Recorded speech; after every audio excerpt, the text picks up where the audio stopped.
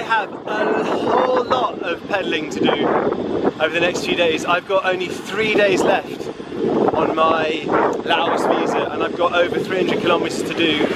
Alright, so it's the hottest bit of the day. It's about 2 o'clock now and it feels about mid-30s, maybe late 30s, maybe even hotter. It's just ridiculous. And just to make things worse, I'm going uphill. I really hope this this waterfall was worth the long, sweaty ride to get here. I'm sure it will be.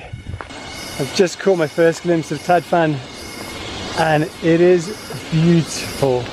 Look at that.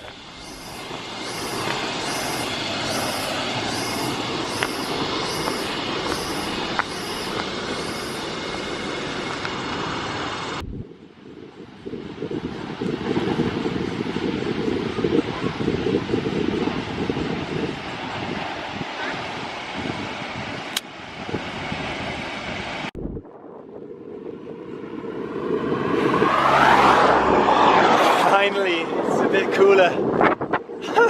That's been one of the hottest days so far. And I had to cycle right the way through it. So I've ridden till about 8 o'clock tonight and it is